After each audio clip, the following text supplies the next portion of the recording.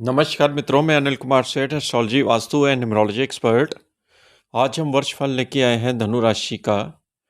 धनु राशि की अगर बात करें, सेजिटेरियस इंग्लिश में बोलते हैं और हिंदी में धनु राशि बोलते हैं, जिसका स्वामी ग्रह बृहस्पति होता है। और इनका 2025 कैसे रहने वाला है वर्षफल। तो कुंभ राशि और मकर राशि की वीडियो ऑलरेडी आपको अपलोड करके दे दी थी। आज हम धनु राशि के ऊपर विश्लेषण करने जा रहे हैं। देखिए, धनु राशि का 2025 जो वर्ष है, एक तो ये मंगल का वर्ष है, और धनु राशि वाले जो गुरु प्रधान राशि है, जैसे मीन राशि वाले या धनु राशि वाले, अगर वो 9 तारीख को पैदा हुए हैं, 18 तारीख को पैदा हुए हैं, 27 तारीख को पैदा हुए हैं, या एरीज साइन में पैदा हुए हैं, अप्रैल में जो आता है सन साइन में, या स्कॉर्पियन साइन जो होती है, उनके लिए ये वर्ष काफ़ी एक्स्ट्रा ऑर्डिनरी भी रहने वाला है, क्योंकि मंगल इनके लिए बड़ा सपोर्टिव होता है। धनु राशि के लिए एक योग कारक प्लैनेट भी माना जाता है, और ये वर्ष भी मंगल का है। लेकिन 2025 में 4 बड़े ग्रह मूवमेंट करने जा रहे हैं, जो कि धनु राशि पर काफ़ी इन्फ्लुएंस इसका पैदा करेंगे। एक तो शनि का परिवर्तन होगा 29 मार्च 2025 को, जो कि शनि आपका तृतीय भाव छोड़ते हुए आपके चौथे भाव में आ जाएगा। वहाँ पर राहु भी बैठा हुआ है, कुछ देर तक राहु के साथ संपर्क होगा, और 5-5 ग्रह, 6-6 ग्रह यहाँ पर इस भाव में होंगे। गुरु का राशि परिवर्तन होगा। गुरु अपना वृषभ राशि छोड़ते हुए मिथुन राशि में आपके सप्तम भाव में केंद्र में आ जाएगा। तो ये भी राशि परिवर्तन गुरु का इस साल में देखने को मिलेगा, जो कि 14 मई को गुरु अपना वृषभ राशि छोड़ते हुए आपके छठे भाव से छोड़ते हुए सप्तम भाव में प्रवेश कर जाएगा। और गुरु इस वर्ष 3 राशियों को कवर करेगा। पहले तो 14 मई तक ये वृषभ राशि में रहेगा, उसके बाद ये मिथुन राशि में रहेगा, फिर ये अक्टूबर 18 को ये कर्क राशि में चला जाएगा, फिर तब बकरी होगा, और उसके बाद फिर वापस दिसंबर में ये मिथुन राशि में।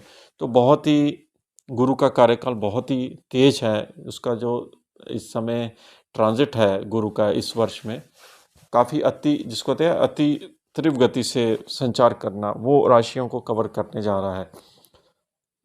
और राहु केतु का भी राशि परिवर्तन देखेंगे। राहु 18 महीने के बाद राशि परिवर्तन करता है, केतु उसके साथ ही होता है, दोनों सगे भाई हैं। और राहु जो है वो 18 मई 2025 को राशि परिवर्तन करेगा और आ जाएगा कुंभ राशि में, आपके तृतीय भाव में आ जाएगा। बहुत ही पावरफुल होकर राहु आपका बैठने वाला है। केतु जो है वो 9वें भाव में आ जाएगा, भाग्य स्थान पे। राहु केतु की पोजीशन बहुत ही सुंदर आपके लिए बनने जा रही है। तो ये काफ़ी सालों बाद ये वाला योग बनने जा रहा है। तृतीय भाव में राहु बहुत ही पराक्रम होता है और पक्का घर होता है। राहु तृतीय, छठे, दसम, 11वें ये भाव में अगर स्वयं की राशि में आ जाए, जिन जिन राशियों में, और वहाँ पर राहु का प्रभाव बहुत ज़बरदस्त पड़ता है। और राहु आपको मालूम ही है कि एक मायावी ग्रह है, और मटेरियल चीज़ों में राहु का इस कल युग में सबसे ज़्यादा प्रभाव है। राहु पैसा देता है, राहु आपको ऐश देता है, राहु आपके जीवन में, जिसको कहते हैं सारी इच्छाओं की पूर्ति के लिए राहु का बहुत बड़ा योगदान होता है। राहु छल कपट भी देता है। तो ये इन ग्रहों का जो योग है वो आपकी कुंडली में इस तरह से बनने जा रहा है। देखिए, अगर वर्षफल की बात करें तो धनु राशि की जो शुरुआत होगी वो शनि के साथ ही होगी, क्योंकि कुंभ राशि में ये रहेगा 29 मार्च तक, फिर उसके बाद मीन राशि में आ जाएगा। देखिए, शनि का प्रभाव आपके ऊपर इस तरह से वर्षफल में रहने वाला है, क्योंकि ये जनरल प्रेडिक्शंस होती हैं, इसमें इंडिविजुअल करना बहुत मुश्किल होता है। इसलिए आप इसको जनरल के तौर पर ले सकते हैं। जैसे आपकी राशि है धनु राशि, तो आपका ढैया शुरू हो जाएगा। अगर लगन है तो फिर आप ढैया के विचार मत करें, क्योंकि मून साइन से ही ढैया का विचार होता है। ढैया जो चौथे घर में होता है, कुछ कठिन होता है, 60-70 से थोड़ा सा कठिन होता है, क्योंकि ये जो चौथा घर होता है उनकी चीज़ों को प्रभावित करता है। जैसे आपका ट्रांसफ़र का योग हो जाएगा, घर से कहीं दूर पटक देगा, या आपकी जॉब घर से दूर होगी, आपका मन करेगा कि मैं अपने घर में वापस चला जाऊं, लेकिन वो योग ही नहीं बनेगा। आप समझे? तो वो शनि उसको लटका देगा। जैसे कोई प्रॉपर्टी बेचना चाहते थे तो वो बिकेगी नहीं, तो चीज़ों में डिले कर देगा, चौथे भाव की चीज़ों में डिले कर देगा, क्योंकि शनि डिले का कारक ग्रह है। जैसे वाहन लेना चाहते थे तो वाहन आपको सेलेक्ट करने में बड़ी दिक्कत होगी, तो कौन सा वाहन लूँ, आपके पास बहुत सारी ऑप्शंस आ जाएंगी। तो ये सब चीज़ें साथ में DA का भी आपके ऊपर असर रहने वाला है। हालांकि कई बार क्या होता है कि जैसे चौथे घर में जब शनि ट्रांजिट करता है तो कईयों के लिए वरदान सिद्ध सिद्ध भी हो जाता है, जैसे कि बहुत बड़ी प्रॉपर्टी दे देता है, बहुत बड़ा वाहन भी दे देता है। डिपेंड करता है कि आपने जीवन में कर्म कैसे किए हुए हैं, और उन कर्मों का लेखा जोखा तो भगवान के पास है। कोई भी ज्योतिषाचार्य भी, कोई भी एस्ट्रोलॉजर भी आपके कर्मों के बारे में नहीं बता सकता है। उसको फलित सिर्फ ग्रहों के द्वारा ही आपको दिया जा सकता है, लेकिन जो क्रेडिट मिल रहा है वो भगवान के द्वारा ही आपको मिलना है। तो आप समझ सकते हैं कि शनि अपना कुंभ राशि जो शश नामक राजयोग तृतीय भाव में बनाया हुआ था, वो छोड़ते हुए चौथे भाव में आपकी डैया भी साथ में लगने वाली है राशि पे। देखिए, शनि का प्रभाव पूरे साल ही रहने वाला है, क्योंकि शनि जब चौथे घर में आएगा और ये अपने ही नक्षत्र में शनि के होगा, तो आपकी एक तो आपकी यात्रा से आपको लाभ मिलेगा। तृतीय भाव होता है यात्रा का। एक तो यात्रा काफ़ी रहने वाली है, घर से कहीं दूर जाओगे। पारिवारिक संपत्ति में भी बढ़ोतरी शनि करेगा, क्योंकि शनि का चौथे घर में आना दशम भाव को सीधा कर्म की राशि को देखता है, जो कि उसकी मित्र की राशि है, बुध की राशि। अब बुध की राशि को शनि क्या है, अपने व्यापार में मेहनत बहुत करोगे, मेहनत आप एक्स्ट्रा ऑर्डिनरी करने वाले हो, लेकिन घर से दूर जाने का मन करेगा। जैसे आपकी जॉब है तो जॉब में ट्रांसफ़र हो जाएगा, आपका बिजनेस है तो बिजनेस के लिए ट्रिप्स आपके आएंगे, नई जॉब की उत्पत्ति के लिए आपको कहीं एक स्थान से दूसरे स्थान पर जाना पड़ सकता है। जो अनवांटेड प्लेसेस भी होते हैं, वो उसमें आपको कंपनी की जैसे बड़ा पैकेज का ऑफर आया तो आपको साथ में ट्रांसफ़र का भी योग दे दिए। इस तरह से योग भी यहाँ पर शनि के बनने वाले हैं। और शनि आपका यहाँ पर लगन को भी देखेगा, तो आपको एक तरह से, क्योंकि दोनों एक तरह से टीचर ग्रह है गुरु और शनि, तो आपको एक बहुत कुछ सिखा के यहाँ पर जाएगा। चौथे भाव की चीज़ों में बड़ा इंप्रूवमेंट मंथन होने वाला है। जैसे घर के प्रति, आपका घर नहीं बन रहा तो घर बना देगा, जैसे गाड़ी लेना चाहते तो गाड़ी बना देगा शनि। चौथे घर में जैसे कोई प्रॉपर्टी, आपकी पैतृक संपत्ति नहीं बिक रही थी तो वो बिका देगा।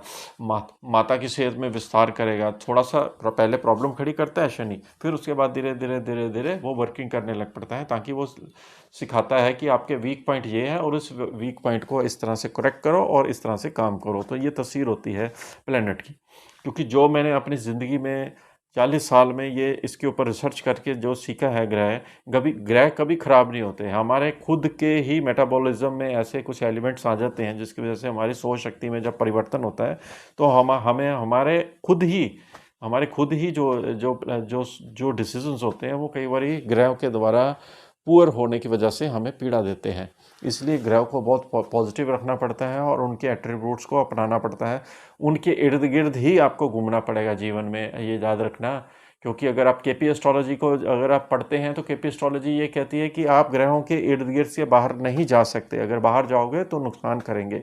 तो जो जैसा ग्रह है वैसा ही आपको बनना पड़ेगा। समय के अनुसार अगर आप फ्लेक्सिबल नहीं हुए तो आपको वहाँ पर फायदे की जगह नुकसान झेलना पड़ता है। क्योंकि ये एक रिसर्च का विषय होता है ज्योतिष, जो कि हर कोई इसको नहीं समझ सकता है। जो भी पीएचडी, जो डॉक्टरेट करते हैं, जो इसकी गहराइयों में जाते हैं, वो इनके एक्सट्रैक्ट को निकाल लेते हैं। अब इस तरह से आपका शनि का प्रभाव रहने वाला है। तो देखिए, शनि के बहुत सारे रूप हैं। शनि आपको जैसे आप लोहे का काम करते हैं, माइन, सीमेंट, कोयला, कमीशंस, ज़मीन से रिलेटेड चीज़ें हो गई, इनमें बढ़ोतरी करने वाला है शनि। छठे भाव को भी देखेगा, आपके कर्जा, रोग, बीमारी को भी मुक्ति देगा, क्योंकि तृतीय भाव को अपनी ही स्फीयर की मित्र की राशि को देख रहा है। जैसे आपने कोई प्रॉपर्टी के अगेंस्ट लोन लिया हुआ था, आपकी प्रॉपर्टी पे लोन जो ईएमआई जा रही थी, आप इस पीरियड में अपनी ईएमआई को, यानी कि लोन को डिक्लाइन करने की कोशिश करोगे, और ऑलमोस्ट आपका लोन इस 2.5 सालों में पूर्ण शनि करके जाएगा, यानी कि एक चैप्टर को समाप्त करके जाएगा। ये शनि की तस्वीर होती है। तो पूरे वर्षफल में जो शनि का रोल है, वो आपका मार्गी भी रहेगा, वक्री भी रहेगा। वक्री जब शनि होगा तो आपको पिछले भाव का भी फल देगा, उसकी अलग से वीडियो आएगी, और आपकी मेहनत डबल हो जाएगी, आपकी यात्रा उस समय बड़ी होंगी। और वो वक्री का पीरियड जो है शनि का, वो 13 जुलाई से शुरू होता है, तब वक्री रहेगा, ये 138 दिन के लिए। तो शनि का जो पीरियड है, इस वर्षफल आपका एक तो ढैया रहने वाली है। जैसे आपको कोई बीमारी है, चौथा घर होता है मेडिकल एस्ट्रोलॉजी में हार्ट का होता है, हार्ट की आपकी आर्टिलरी हार्ट की होती है, चेस्ट लंग्स का होता है। तो लंग्स और हार्ट के प्रति जो छाती का भाग होता है, उसमें अगर आपको कोई प्रॉब्लम है तो डॉक्टर की जांच जरूर कराएं इस वर्ष में। नहीं तो इन्फेक्शन आपका हो सकता है। इन्फेक्शन के द्वारा आपके लंग्स में प्रॉब्लम आ सकती है, हार्ट में प्रॉब्लम आ सकती है। ये इस वर्ष का ये आपके लिए मैं आपकी हेल्थ के प्रति आपको इस पहले से इसमें सचेत कर रहा हूँ। देखिए, अब गुरु की बात करते हैं। बृहस्पति जब मूवमेंट करेगा आपका, अभी वृषभ राशि में इतना बढ़िया नहीं था छठे भाव में, आपने देखा बृहस्पति आपको फलित नहीं हो रहा था, लेकिन आप फलित होने वाला है, क्योंकि सप्तम भाव में जब जाएगा तो केंद्र भाव में जाने से आपको पार्टनरशिप की ऑफर आएगी, काम में बढ़ोतरी होगी और आपके इर्द गिर्द लोगों का भी जमावड़ा होगा, क्योंकि चौथे भाव का भी लोड है। बृहस्पति आपको बहुत अच्छी प्रॉस्पेरिटी दे रहा है, आपको काम में तरक्की दे रहा है। आपकी जैसे शादी नहीं हुई थी, जो अनमैरिड थे लड़के लड़कियां, उनकी शादी के योग 101% यहाँ पे बनने वाले हैं। अगर आपको कुंडली दिखानी है तो ज़रूर दिखाइए, क्योंकि ये कुंडली पर्सनल हॉरोस्कोप के द्वारा ही हम इसको एनालाइज कर सकते हैं कि शादी का योग कौन सी डेट को और कौन से महीने में बनने जा रहा है। और सप्तम भाव में जब बृहस्पति आता है तो आपके बहुत सारे काम बनते हैं, क्योंकि ये केंद्र भाव में आ जाएगा और वैसे भी बुध की राशि में आएगा। और जैसे ही बृहस्पति का मूवमेंट कर्क राशि में जाएगा तो और सोने पे सुहागा हो जाएगा, क्योंकि उच्च का हो जाएगा। आपकी राशि का प्लैनेट जब उच्च का होता है तो आपको बहुत सारे फ़ायदा देता है। एजुकेशन में फ़ायदा देता है, रिसर्च वर्क में फ़ायदा देता है, प्रॉपर्टी से फ़ायदा देता है, ससुराल पक्ष अगर शादी हुई तो उससे फ़ायदा देता है। आपकी प्रॉपर्टी से बहुत बड़ा धन लाभ अक्टूबर के बाद मिलने वाला है। तो बृहस्पति का संचार बहुत अच्छा रहने वाला है, जो कि आपके केंद्र भाव में आने से बृहस्पति आपको बहुत ज़्यादा इस साल में फल प्रदान करने वाला है। और वो समय होगा बृहस्पति का आपका 18 मई के बाद, 18 मई, सॉरी, बृहस्पति का वो समय होगा 14 मई के बाद, क्योंकि 14 मई से बृहस्पति आपका मिथुन राशि में प्रवेश कर जाएगा। तो और आपको यहाँ पर केंद्र में आने से आपको बहुत ज़्यादा आपके जीवन में परिवर्तन लेके आएगा। अब करते हैं राहु केतु के बाद। राहु केतु की बात करें तो राहु केतु जो है वो तृतीय भाव में आ जाएगा। राहु जब तृतीय भाव में आपका 18 मई में आएगा और केतु भी साथ में ये घूमेगा, क्योंकि दोनों सखे भाई हैं तो 180 डिग्री में एक्सिस में हमेशा रहते हैं। तो राहु एक ऐसे स्थान पे जा रहा है जो तृतीय भाव पराक्रम का होता है, जो कि राहु का पक्का घर होता है। आपकी भुजाओं में बल आएगा। आपको सोशल मीडिया, जो लोग सोशल मीडिया से जुड़े हुए हैं या वेबसाइट्स बनाते हैं, टेक्नोलॉजी का यूज़ करते हैं, उनके लिए बहुत ही बढ़िया, जिसको कहते हैं, पैसा आपको मिलने वाला है। जैसे आप यूट्यूब में चैनल चलाते हैं, कोई ऐसा ऑनलाइन प्लेटफॉर्म आपने तैयार किया हुआ है, अब वो समय आ गया है आपको प्रॉफिट में गेन। राइटिंग का काम भी तृतीय भाव में, ड्राफ्टिंग का काम भी थर्ड हाउस से देखा जाता है। अगर आप ड्राफ्टिंग के काम है, जैसे ये जो रजिस्ट्रियाँ करते हैं या टाइपिंग करते हैं, रजिस्ट्रार होते हैं, ये भी ड्राफ्टर होते हैं एक तरह से, उनके लिए भी ये काम बहुत बड़ा बढ़ने वाला है। जो लोग फिल्म एक्टिंग करते हैं या पर्दे के पीछे का काम करते हैं, एडिटिंग करते हैं, पर्दे के पीछे जो पर्दे के सामने एक्टिंग करते हैं, यानी कि तृतीय भाव से रिलेटेड चीज़ों में आपकी बहुत बढ़ोतरी होने वाली है। राहु यहाँ पर बहुत फलित देने वाला है। राहु पराक्रम में जा रहा है, पराक्रम की वृद्धि करेगा और आपके खासकर दोस्तों से बहुत बड़ा लाभ मिलने वाला है। जो दोस्त रूठे हुए थे वो आपके वापस आने वाले हैं, पुराने दोस्त आपको संपर्क करेंगे और दोस्त आपको जीवन में उठाएंगे। बस यही है कि आपको कहीं गलत संगत में नहीं पड़ना, क्योंकि तीसरा भाव संगत का भी होता है। गलत संगत में कई बार राहु फंसा देता है, फिर आपको जीवन में नुकसान भी देता है। राहु की पोजीशन इतनी बढ़िया रहेगी कि आप सोच नहीं सकते, क्योंकि ये अपनी राशि में जा रहा है। केतु की बात करें, केतु आपका इस साल वर्ष नवम भाव में जाएगा, जो कि बहुत ही बढ़िया स्थान जो केतु का होता है कुंडली में, 12वां घर और 9वां भाव, ये इतना बढ़िया होता है कि केतु यहाँ पर आपको डबल बेनिफिट्स देने वाला है। एक तो आपकी इंट्यूशन पावर, यानी कि जैसे ही दिमाग में आपके क्लिक आया कि ये घटना होने वाली है मेरे साथ, वो आपको सामने आनी शुरू हो जाएगी और आपका भगवान के प्रति आस्था विश्वास आएगा। और केतु आपकी फॉरेन की यात्रा देगा और केतु आपको स्पिरिचुअलिटी में फ़ायदा देगा। केतु का योग जो नवम भाव में आपके पिता से साथ संबंध भी अच्छा बनाएगा, क्योंकि जब मंगल का ये मित्र है तो सूर्य का ये सम बन जाता है, इसलिए सूर्य के साथ इसकी जो है युति जो मानी जाती है, ये राजा को एक तरह से और जिसको कहते हैं ना कि झंडा लहराना, राजा को और ज़्यादा आगे एक सपोर्टिव ग्रह मिल जाता है आगे बढ़ाने के लिए, क्योंकि केतु एक ऐसा प्लेनेट है, हर प्लेनेट को पावर को डबल कर देता है। अगर मारक करना तो उसको और मारक कर देगा, अगर वो योग कारक है तो उसको योग कारक की प्रक्रिया को और डबल कर देगा। अगर आप प्रेशर एस्ट्रोलॉजी पढ़ते हैं तो आपको ये सब चीज़ें वैदिक एस्ट्रोलॉजी में सीखने को मिलेगी। अगर आप ज्योतिष सीखना चाहते हैं तो धनु राशि वालों के लिए सबसे बड़ा बेस्ट टाइम आने वाला है, क्योंकि नवम भाव केतु का होता है और हायर स्टडी का भी होता है। यहाँ पर केतु का एट्रीब्यूट्स अगर आपने अपना लिए और ज्योतिष सीख लिया तो आपके लिए बहुत बढ़िया ये वर्षफल रहने वाला है, जो लोग ज्योतिष में इंटरेस्ट रखते हैं। तो कुल मिला के ये पूरा साल आपकी बल्ले-बल्ले होने वाली है, सिर्फ़ शनि का डैया है। डैये के लिए आप शनिदेव की आराधना करें, हनुमान चालीसा का पाठ, क्योंकि मंगल जून तक नीच का रहने वाला है। मंगल की स्थिति अच्छी नहीं है, पहले बता रहा हूँ। प्रॉपर्टी लेते समय आपको बहुत सतर्क रहना है और ऐसे किसी की बातों में नहीं आना, क्योंकि मंगल जब प्रॉपर्टी में डालता है तो जब नीच का होता है तो थोड़ा-सा धोखा होने के भी चांसेस बन जाते हैं।